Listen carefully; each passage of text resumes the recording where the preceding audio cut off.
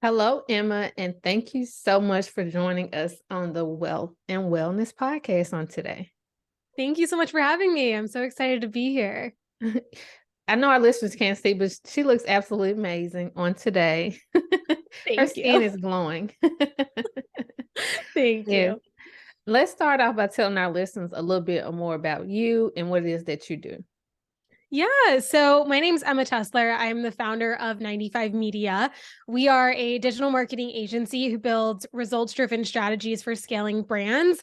And we really focus on building online presence as well as monetizing your audience, because there's a big difference between creating content, getting that post up, and actually seeing results from it. So the way that we support our clients is mainly through social media management, email marketing campaigns, and podcast production, because we really believe in a holistic marketing strategy rather than just dedicating to one platform that really could go away at the end of the day at any point.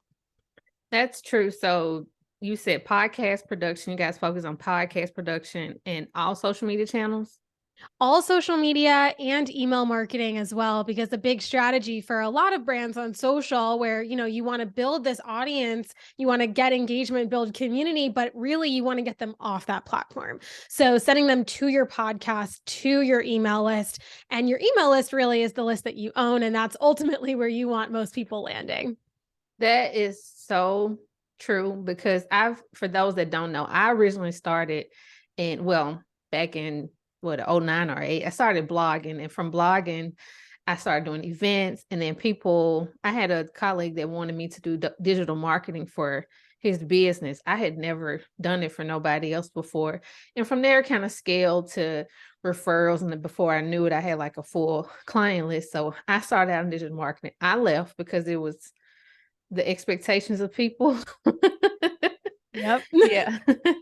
But yes, I love that, being able to teach people how to scale from just having your social media list, but also because what was it, a year or so ago, Instagram, or I think it was Facebook, shut completely down. Like, what do you do during that time?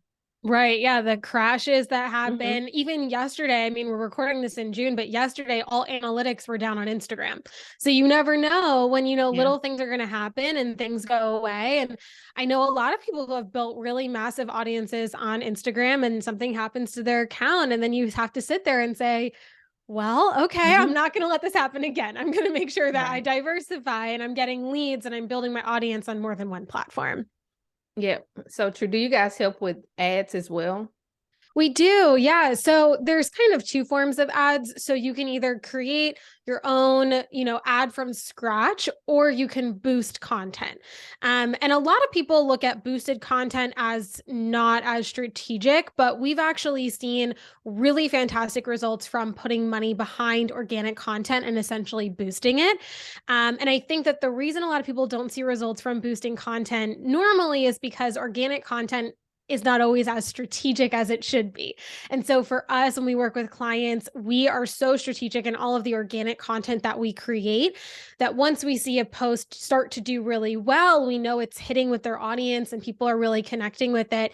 Then we start putting money behind that to just amplify the results that they're already seeing. So that's how we approach ads on Meta for Facebook and Instagram.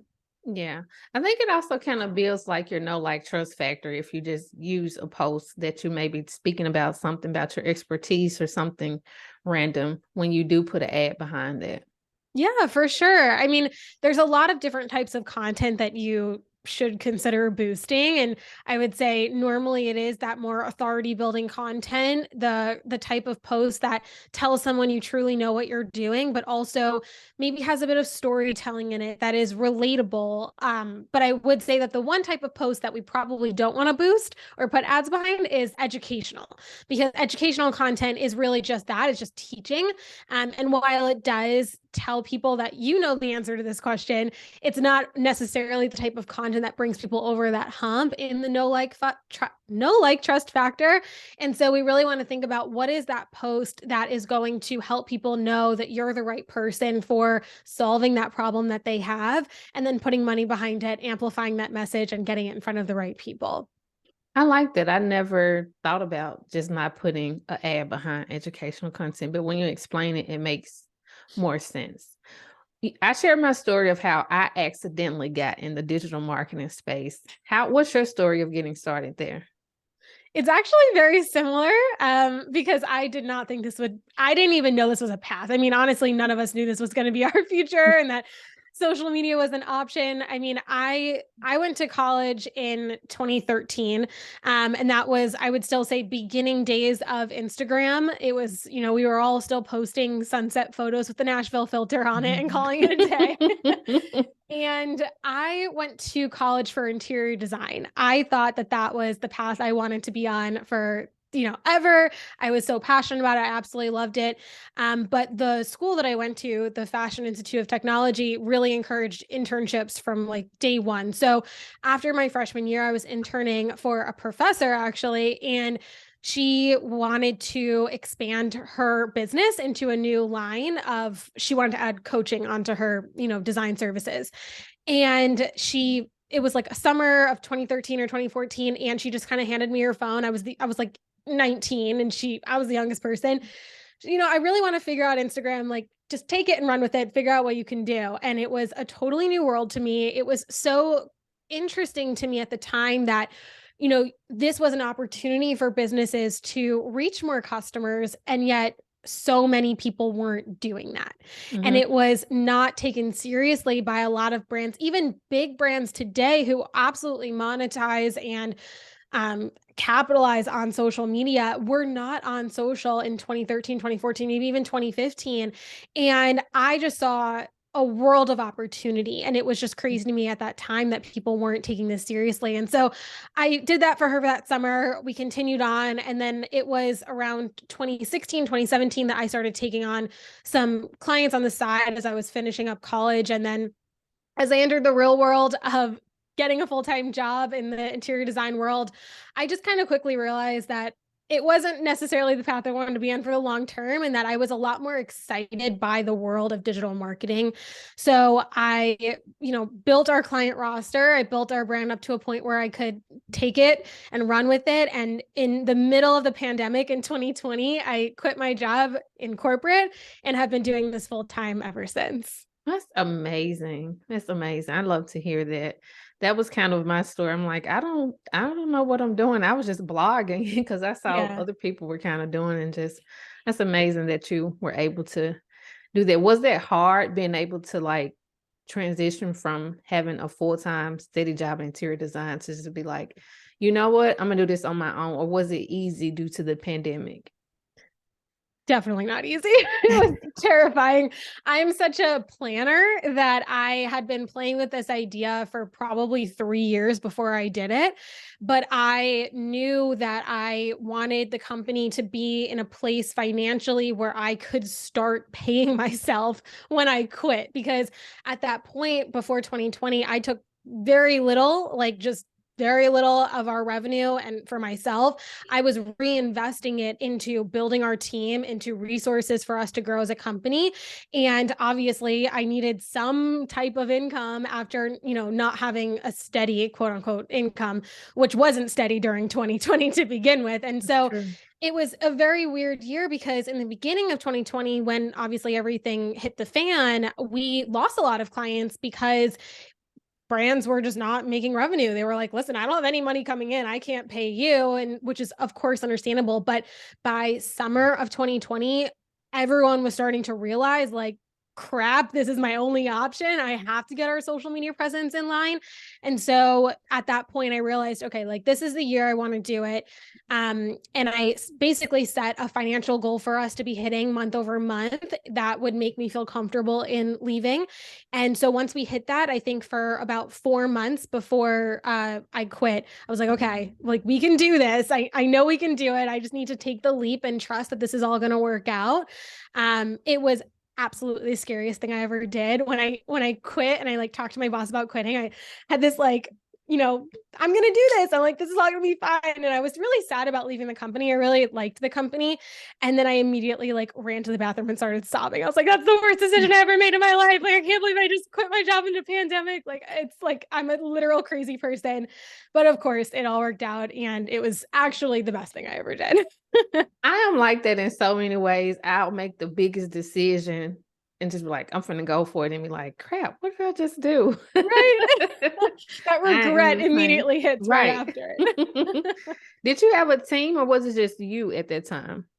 Yeah, I mean, I've always had a team because working full time, I couldn't do certain things that timeline wise had to happen throughout the day in the social media world. But I think at that time we had 2 or 3 people on our team. And today we have 8. So we have basically tripled our team size since almost only 2.5 years ago, really. I love it. I saw a lot of women, all women rock, so I'm a little biased. Yes. What would you say to someone that is thinking about adding someone to their team, or what lesson can you share with them that's just like, it's a lot for me right now. I want to add someone, but I'm just kind of unsure if I'm ready to make that big step.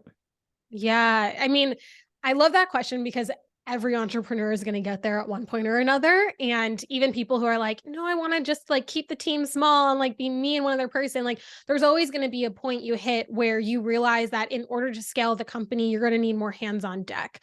So, my biggest recommendation when hiring a team is to have systems in place before you make the hire, because the biggest problems occur when someone comes into your company and they aren't clear on how to do their job and what are the KPIs that determine success in their role. And a lot of people I've talked to, especially solopreneurs, want to bring someone in to build those systems for them. And I think there's a level of collaboration that can absolutely happen. But with that being said, as the leader, as the CEO, I do believe in small companies, especially, it's important that you understand how you want that role to function. And if you are not able to build out that system, which is totally fine, understandable, you're hiring someone to fill a gap, then work with someone before hiring that person who can support you in building out those systems. Maybe it's just having like a consultation call with someone who does that and can support you in, okay, these are the steps, these are the processes you want to make sure you're hitting, because that's going to allow that hire to be a lot more successful in their position. You are definitely right. Because I remember when I first started, when I was doing digital marketing, it became a lot for me. And I was looking for interns, and I immediately was like, okay, I didn't have any plan set out for them or anything that they should do. I'm like, okay, you focus on Instagram for this client, you focus on that. And it was just like, I didn't have anything together. So it felt like I was all over the place, which I was. So I like that totally, just having that in place for somebody you can lean on to kind of help you during that time. Yeah, because also what it does is it creates consistency across your Right. company, right? Because after you make that one hire, you might realize, okay, I need to make another hire. I need to duplicate that role. And then you are back in that position of what you're talking about, just flailing and feeling like, oh, I don't really know what to do. So, what I've actually done for our team when we hire internally, I have a team dashboard, which I created because every time I onboarded a new hire, I was like, I'm saying the same thing over and over again. This is killing me. Like, I can't do it. And it was taking so much time out of my schedule. So our dashboard today is basically, I mean, it's hosted on Kajabi. It's essentially an online course. So every new hire who comes in has to go through this entire course. It trains them on not only client delivery, but also what are our internal processes, what are their KPIs, any trainings that we have for them to do X, Y, and Z in their role. And it's something that's always in flux and we consistently add to it. I'm always updating it. And that has been such a game changer for our company and the success of our team and the turnover in our team too. Because before I had that, we saw a lot of turnover. So people would stay with us for 6 months or a year. Today we just celebrated the 2-year anniversary of someone on our team. So it shows that, it allows people to understand what I expect from them and also allows them to do a better job, which just leads to more success of the Hmm. company. I love that you're very strategic and you great at planning. I'm all over the place. Just hearing your story and how you have that laid out. I didn't have any of that. Maybe I could have stayed with it if I did, but it was just something I just kind of wasn't interested in anymore. Yeah. But I also saw on your website, I love your company values that list a proactive approach, innovative mindset, results focus, integrity, transparency, and empowering others. Two that stuck, as I stated, I'm from the background, so I know how it can be with clients. Two of them that stuck out the most for me was was the innovative mindset, because sometimes business owners, they just kind of, I guess you could say, laser focused on, or just kind of stuck in one way of doing things. And the other one was transparency, because a lot of people are so hesitant to change. And then also they think that they start a new social media channel with like 5 or 10 followers and they want 2 million in 3 days. And it's like, that is just so impossible. So I like that you already have that foundation laid out of what your company values are. Yeah, those two are so important for us because transparency in particular, I believe it's really important to be transparent about the work that we do for clients, because we've all had less than ideal experiences with service providers. And I think that especially in the online space, because it's developed and is entirely new over the past 5 years, I would say, there were very little standards for a while. And even today, there's embarrassingly low standards for our space. And so for us, a big important piece is that our clients are always aware of what's happening in their accounts. Nothing is a secret. They're completely seeing, not only the content, but also the analytics. So one of the ways we stay really transparent is sending weekly analytics reports to clients, which a lot of other agencies send monthly or quarterly. And weekly is really important for us so that clients can see, how is that content that they're creating for me actually performing week over week. And it also allows us to say, okay, I know we built out this strategy for the coming month, but actually we're seeing week one, it's flopping. Like this is not working for your audience. So we're not going to wait a full month to adjust the strategy. We have this data and we're going to adjust accordingly. And we're going to tell you as the client what is changing based on our last conversation because of the information coming in. So that transparency is really important. And then the innovative approach is more, I would say, tied. Well, it's kind of twofold, right? So one piece of it is innovatively growing and scaling us as a company at 95 Media, always thinking about our next move. What is a new service we might want to add? For example, this year we added podcast production because we see that future of podcasting is exponentially growing. We've seen our podcast change the course of our business, and that, podcast production, again, the standards, unfortunately, are very low in the management world for podcasting, and we feel confident in changing that narrative. So that's one way we're innovative as a company, but then we're also innovative in our strategy for clients, because one example would be this past month, it's the beginning of June right now. We just wrapped our May monthly reports, and one client, their content reach was really dropping for a few months on Instagram in particular. And so we saw this downward decline. It's been a conversation between their account manager and myself for a few months now. And in May, the account manager who manages the day-to-day of the client's work came to me and we built out the strategy. She had this whole new idea of how she wanted to approach their content. And it went from 16,000 content reach in May to 98,000, or in April to 98,000 content reach in May. So Wow. that, just having the conversation, being on top of the content and being innovative in the strategy allowed them to go from 16,000 to 98,000 in 30 days, which is absolutely insane. And that is not normal by any means, but it's possible when you have a team who is strategic and innovative and really cares about the results of our clients. So yes, I mean, those values, it's so funny you say them because I'm like, wow, I really haven't gone through that list in a while, but they are so ingrained in everything that we do that it almost feels like we don't even need to say them repetitively with our team, because it's just such a core value in everyone that I bring onto the team, that those are elements of their personality and they're elements of who they are professionally as well. I love it. I've seen so many errors in my digital marketing journey listening to you. I absolutely love it. One thing that I saw on the website as well was you guys have the 95 media method. Can you share that with us? Yes, I love the 95 media method. So this is the process that we follow for all of our clients in essentially everything that we do. It's really, I built it for our social media marketing, but it has been applicable for email campaigns, for podcasting, even for strategy intensives, which I personally offer, which are basically just like one-off calls. Every bit of how we approach marketing is rooted in the 95 media method. So this is a 4-part process that we go through. The first step being goals. So to have a successful marketing plan, you have to understand where you want to go. So having a deep understanding of, okay, what are my goals at the end of the day? And that might sound weird because you might be like, well, everyone's goal is just sales, which yeah, like that is most people's goals.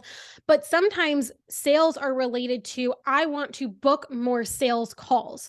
Okay, so then that's the metric we're going to be tracking. Or I want to book more in-person trainings or conferences. And so that's going to be the metric that we're tracking and really working towards strategically. So the goal is going to change across different businesses, right? But making sure you're clear on that and you're sharing that with your marketing team is step number 1. Number 2 is building out that strategy that's going to help you hit that goal. So for, if it's that you want to book more sales calls, then, making sure that we're talking about that link to book more sales calls. What is the benefit of a sales call? How can we support you in your journey and deeply understand where you want to go on that sales call? All of these things are going to be important to incorporate into your content, and your strategy is going to be heavily based around that and the type of content we're going to be creating for that business. Number 3, once we're clear on where do you want to go, how are we going to help you get there, we now need to execute. So execution in step number 3 is when we're putting that content out into the world, we're getting it live, and we are now engaging with your audience as well and getting feedback on that content. So execution is obviously, it kind of starts and it doesn't stop. And then data is step number 4. So as you execute, looking at that data consistently tells you what's working and what isn't. And data is, I mentioned our weekly analytics reports. That's one way that we look at the data really consistently, and we transparently share that with our clients. Because if you're not looking at the data, you are not really clear on what parts of your strategy are working, and you're not clear on, am I even hitting my goal? Because that data is going to help you. So all 4 of these steps are really interconnected, and it's important that it's not just a one and done. You are always going back. It's kind of the initial process you go through 1 through 4, and then you are going back and going back and going forward. And it's all, kind of a cyclical process, but that is at the core of everything that we do at 95 Media. So amazing. Do you guys work with like only online business owners, or is brick and mortar included as well? We do a lot of brick and mortar. I would say our clientele right now is about 50-50. So because of my background in interior design, we have a lot of clients in the home space, a lot of home products and like tile companies. So, decor as well, or materials, I guess that would fall under. So we do work with brick and mortar. We work with online businesses. But I would say the bigger differentiator would be product versus service, because that really changes your strategy significantly. Are you looking for direct sales in app, or are you looking to, for example, book a sales call or have people register for a webinar or something along those lines? So that really differentiates our strategy a lot between product and service. But we work with clients in so many different industries. And at the end of the day, it's the strategies we put in place that actually help them see success. Yes, that's true. That's true. Is it only local clients you work with, or is it all No. over? Yeah, I mean, definitely not local. It's funny because I went into this full time during the pandemic, local was never my goal. I was like, whoever can come in will serve the entire country. We really do focus on the US specifically, because once you start getting out of countries, there's problems with different features in different countries on the apps, and then the VPN, like there's all different problems there. So we do stick with just US based companies. I think we've worked with like 1 or 2 in Canada, which hasn't been a problem, but it's really interesting because now I recently moved to Dallas about 1.5 years ago. And so now we are actually building up our local presence here in Dallas, but we have the ability to work with brands across the country. Our team is based across the country. Our team is fully remote too. So it's really great actually when we get clients who are near our own team members and they can go see them. So it's nice to have that in-person connection, but we definitely work with clients fully remotely throughout the entire country. So like for those that may, you know how you have videos, do the clients have to like record videos, or how does that work with you guys? That's a great question. So right now we provide really detailed instructions to clients on how to record that video. But again, this is one of those differentiators between product versus service, because with a service-based brand, oftentimes the founder or, one or two people on your team are the face of the brand and they have to be in the video. So in that case, we will essentially do all of the legwork. We'll say, okay, this is the audio we want to use. Here's what we want you to do in the video. Go ahead and record that. Send us the raw file. We will do all of the editing of the video, add the text, write the caption, all of the things. But you do need to record that original file because we can't do that for you. Yeah. On the flip side, for product, oftentimes our clients will send our team product and we can record that content in-house, or we work with them to build out their influencer program so that they can start tapping into influencer marketing again, or they can start getting more UGC. And we've seen that brands that we work with begin receiving a lot more UGC, which is user generated content, from their consumers after they begin working with us, because their consumers see that there's opportunity to be reposted on their page and that they're also more active. So one of our clients was receiving maybe one UGC post every month or so. And now we've been with them for just over 2 years. And they are now receiving, I think it's like 12 a week. So that's their average. And it really goes back to their audience seeing that they're consistent, seeing that there's an opportunity, and wanting to be involved with that brand. That's amazing. I love that. And also being able to have the influencer program too. What would you say to someone? Because we all always mention about our negative Nathans, our negative Nancys. What would you say to someone that says, the Instagram algorithm just doesn't work in my favor and I don't have thousands of dollars for ads? Well, you definitely don't need thousands of dollars in ads. We mainly work organically with a lot of our clients. So that means no paid ads. If you are not seeing results from the content that you're currently producing, it's probably due to one of a few issues. First one being there's no strategy behind your content. You are posting when you feel like it. You're not batching your content. You're inconsistent, and you're kind of just posting things that feel good to you, that's easy to create. So that happens a lot of the times. That's where a lot of our clients land before working with us. We've seen it time and time again. And the problem with that is that people don't really know what to expect from you. They don't know what your expertise is because you talk about all these random different topics and it's not consistent. And that consistency tells the algorithm that your content is not important and people are not engaging with it. So that's going to get you docked on the algorithm. And that could be one of the reasons why, quote unquote, the algorithm hates you. Second would be engagement. So this is a big problem that I see from a lot of brands, is that they'll post, but then they post and ghost is what I call it. So you post and then you do absolutely nothing after you post. You are not replying back to comments on your content. You are not outbound engaging either. So you're not commenting on other people's content. You're not watching other people's stories and replying to them. Maybe your DMs have questions in them about your business and you just don't reply back, which is absolutely insane to me. I don't understand that at all. But it's this idea of engaging with the people that you're trying to build relationships with, which ultimately you want to convert to sales. And both doing inbound and outbound engagement are very key aspects to telling the algorithm that there's a person behind your account. It's not a bot. You're actually someone trying to connect with people. And getting people to engage with you more will help your content show more often on their feed, which is a huge piece of the algorithm that it depends on.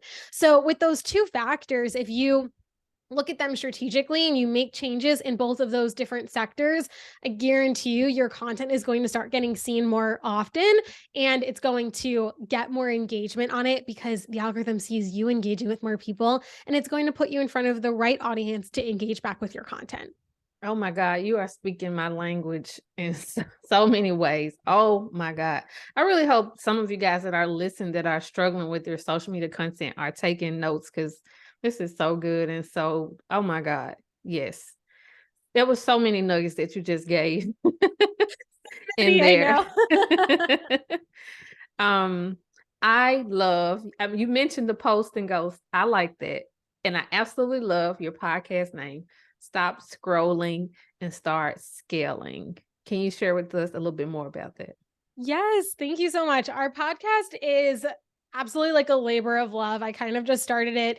We're at almost our 1 year anniversary now. I started it just because I wanted an outlet to be able to share more long form content and to introduce our audience to experts who I love and have made such an impact on 95 Media. So, our show, we produce a weekly episode and we really focus on marketing tips like what we're talking about today, how to expand your social media presence. But again, we don't just focus on social media. We really go into that holistic plan of how can you get your brand out there, get more exposure in multiple different avenues.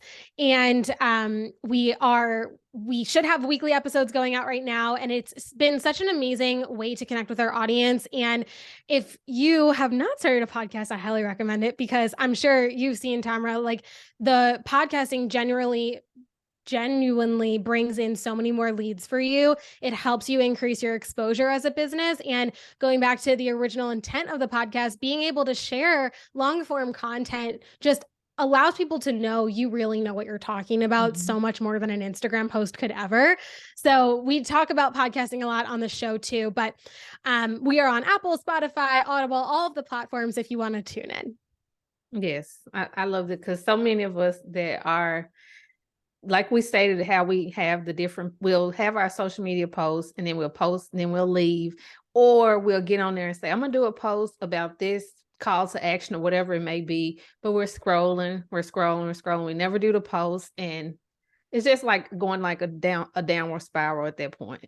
Exactly. Yeah. We all get so caught up in, I did it this morning like 5 times. I go on Instagram to find one specific thing. And then a half hour later, what happened to the morning? But yeah, that was kind of the idea behind the title of the show too. Stop scrolling and actually start scaling your business when you are able to put that intentionality behind your content. Yep. I love it.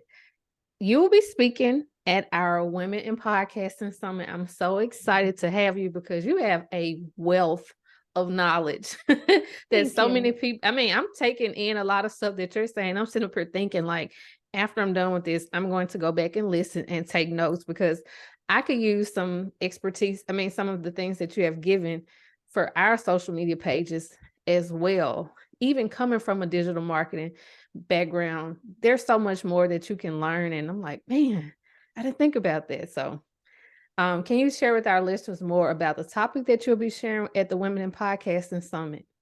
Definitely. Yeah. I'm so excited to speak at the summit. So thank you so much for having me as a speaker. The training that I'm doing at the summit is how to leverage Instagram and TikTok as a podcaster, because I truly believe in repurposing content and being able to utilize the content, the incredible content that you're creating for your podcast, and putting it out on other platforms to drive more listeners to your show. Because you can have the best podcast in the world, but if it's only living on Apple and no one knows it exists, it's going nowhere. And so being able to utilize video content and even quotes from your show, there's so many avenues you can go down, but TikTok and Instagram can truly drive such a large audience for you who might not have otherwise known about your podcast. And I go into a lot of different tips and strategies in the training that I'm just really excited to share. Yes, I'm excited to listen and learn for myself as well. For you guys, the tickets are absolutely free. The summit will be June 22nd through the 24th. So go ahead and go to All Women Rock Summit to get your ticket. Well, I'll say this. What tips can you share with someone that maybe has I guess you could say, afraid to share on social media, because there's so many other people sharing, and they just kind of get stuck in their scrolling? Because I've met so many entrepreneurs that, oh, I don't have any clients. Oh, this person is doing that. This person is doing this. But then you're sending me 50 different quotes on Instagram. Like, you could have been posting during that time. What tips or what can you share with them that I haven't shared that could be valuable to them? Mm. Well, I think there's a lot of beauty in consuming other people's content, but also doing it with the lens of what are they doing and how can I do it better? Because no one's going to do it the way that you are. And a lot of people get caught up in this idea of, well, it's already been done. If I do it, it's not original and I'm just copying. And I push back on that because I don't believe that that's the truth. I think that honestly, everything's been done. There's very little that hasn't been done today. But the way you make something feel original to you is by you doing it and by putting your own spin on it. Because even if you were to do something very similar to someone else, you are not going to be able to do it the exact same way they are. And the flip side of that is if someone copies you, they won't be able to replicate you, and that you are your own like magic at the end of the day. So I encourage you, if you're consuming all this content, you're seeing other people do things that maybe you want to do and you feel intimidated, just do it and see what happens, because no one's going to reach out if you're doing nothing, but the chances exponentially increase on people reaching out and wanting to work with you if you get content up. And the other piece of that to remember is that no one is consuming the exact same content you are, and that we all have very different feeds and very different For You pages, and the algorithm is treating us all very differently. So while you might be consuming content in your niche and thinking everyone's been doing this a million times over, your consumer, you might be the only one that they're following who is an esthetician or a real estate agent or a social media manager, right? That person's feed is not filled with all the people that are in your feed. So Yep. you might be the very first person that they see do that type of content. And that again is what's going to set you apart. So that kind of was like 5 different pieces to answer your question, but they're It all was important. valuable. Yes, it was very valuable because I mean, even for me at home with my kids, I'm on TikTok and I'm like, did you guys see this? And they're like, no, we don't have the same feed. And I have Right. to remember that when I'm showing them, so I'm like, oh my God, did you see this? And it's so funny. They be like, no, we don't have the same feed. But you're right. You- Exactly. yeah, you gave a lot of nuggets there. This is the Wealth and Wellness podcast. So I like to ask at the end, what does wealth mean to you? Ooh, I think wealth means to me the it's I don't want to say freedom because that's so cliche, but I think it means not having to like worry about where your next paycheck is coming from, where your next client is coming from. It's this, I think it goes back to more of like a mindset, because wealth means something very different for everyone. And I don't think it necessarily is a monetary value, but it's the confidence in knowing that you are good and that you're secure in what you are doing. And the definition of wealth, I also think, changes as we grow and as we become new versions of ourselves. So wealth to you, if you're looking to quit your 9 to 5 and go into, entrepreneurship full time, might look like just being able to pay your rent and to be able to support yourself. And as you grow your company, wealth might start to look like being able to hire a team and not having to worry about paying, the invoices that you're receiving from your team every month. So I think there's a lot of beauty in the definition of wealth changing. But for me, it just kind of means, not having that worry and just feeling confident in knowing that you're in the right, or I'm in the right direction, and that everything is working out the way it all should be. Yeah, I love that. For me, it means freedom and no longer trade money for time. It's someone Yeah. that comes from the corporate environment. So, yep, you're right. And I always say that on each episode, wealth and wellness looks so much different for all of us. It does. If for our listeners that are like, I want to book a session with her, I need her to help me with my business, where can they find more out about you? Definitely. So our website is 95media.co. All the words are spelled out. I'm most active on Instagram. So our Instagram is 90.5.media, but I do offer one-off strategy calls, which are basically a consultation. We deep dive into the strategy for your account and build out a custom game plan. If you would like to book one, you can go to strategyintensivecall.co, and that will give you more information and allow you to book directly. But We also have a free course, which you might want to join if you're looking to be able to create high converting content. If you want to join us inside, it's masteryourmarketingcourse.co, and you'll learn how to create content that converts in under 30 minutes a day there. Oh my God. I'm signing up now. Good. I love that. How did you come up with that name, your business name? My business name, it's so embarrassing, honestly. I am like the worst with naming things. I will sit for like 6 months trying to name one thing. But our original business name was like my initials, and it was really bad. And I was like, I know I need to rebrand. And I couldn't think of anything. So I was born in 1995. And so that's where 95 Media just came from that. Nothing is wrong with that at all. I love that. I Thank like you. the name. That's why I was like, I wonder how did she come up with that? Thank Thank you. you so much, Emma, for joining us today on the Wealth and Wellness Podcast. Thank you for having me. I love